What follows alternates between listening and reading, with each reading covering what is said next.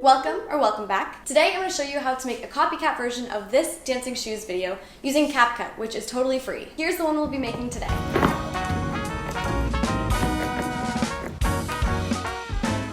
So grab your dancing shoes and let's get started. Two important things for this: you need your shoes and your socks. The shoes, ideally, you want to be taller than running shoes, so whatever you have that's tall. And the socks have to be a solid color. The socks can't be black or white, and they have to be taller than the shoes that you're wearing. You could also use leggings or pants if they're a solid color and they tuck into the shoes. These are my Fox socks that I found at the dollar store. So if you don't have colored socks, you can find them for $3.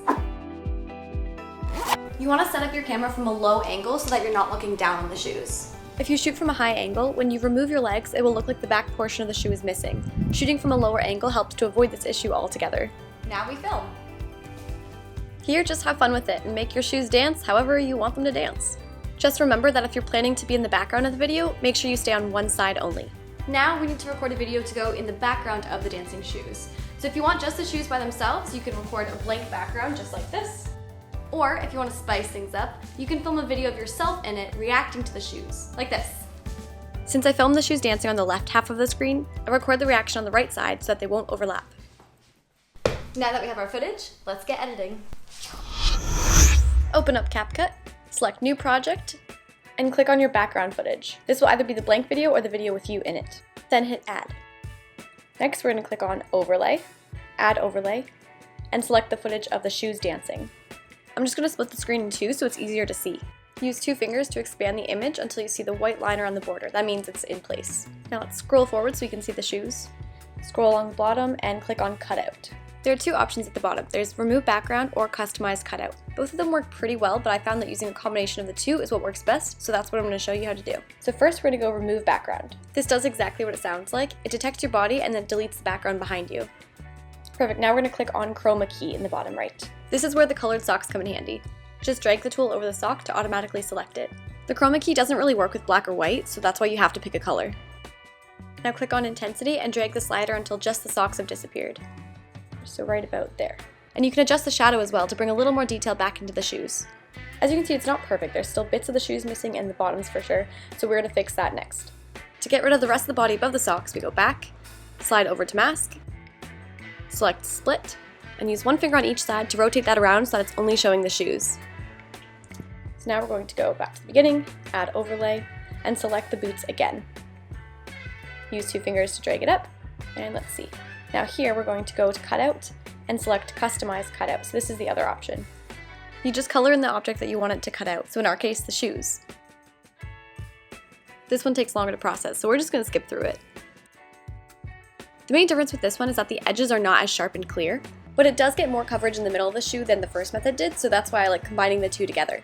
Now let's add a mask, go to Split Mask, flip it over, and here you can really see the difference between the edge from the first method versus this one. This method still caught a little bit of the sock at the top, so I'm just going to start this mask right below the top of the shoes. Nice, so now we need to add back the bottom of the shoe and the reflection on the ground. And so we're going to go Add Overlay, add the boot video again, scale it up, and this time we're going to go straight to Mask. Click on Rectangle. This is why if you decide to be in the video, you want to make sure that you and the dancing shoes are on 2 opposite sides, not overlapping, so you don't have to worry about accidentally cutting yourself off. Use the double arrow on the bottom of the box to feather it out. This will blend out the edges so that's not a harsh line. We want to keep this mask just below the top of the shoes so that we don't accidentally add some of the sock back in, so right about there. Now that the shadow and reflection have been added back in, it doesn't look like the boots are floating anymore.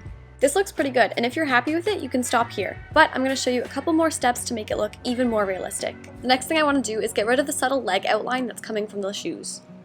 We're going to go Add Overlay, and we're going to add the background video in, so the video without the boots dancing. Scale up to size, press and hold and drag that over so it starts at the right time.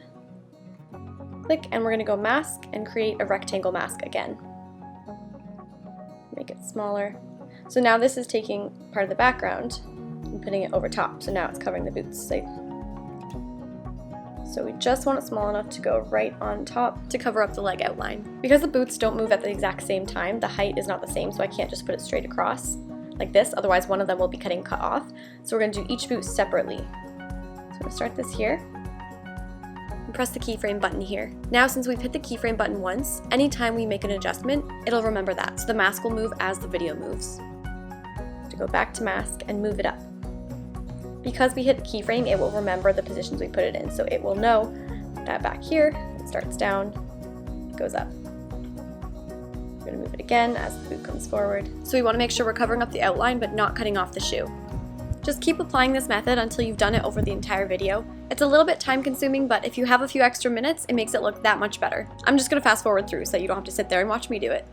Once that's done, we're going to go back to the beginning, and I just want this piece out of the way when the shoes jump in so that it's not cutting them off. So we're just going to split the track right as the shoes are jumping in and delete the first part, so we don't have to worry at all about our square being in the way while the shoes jump in. Now we're going to create an overlay of the background video again and do the same thing on the other shoe. Scale it to size.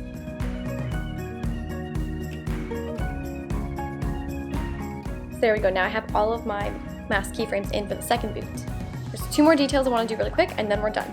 The first is cleaning up the jump in. You can see we're losing a bit of detail on the boots as they move. We're going to click on the custom cutouts layer, which is the second one, because this effect did a much better job at capturing the shoes in motion. We're just going to split this layer right where the shoes land. Now in the first clip, we're going to change the mask to a rectangle, then just move it on top of the area where the shoes jump in. And that's all. Now when the boots jump in, we're not losing any detail. And the last thing we're going to do is tap on the logo that CapCut automatically adds and just hit delete. Now you can hit the up arrow in the top right corner to export. And here's the final result.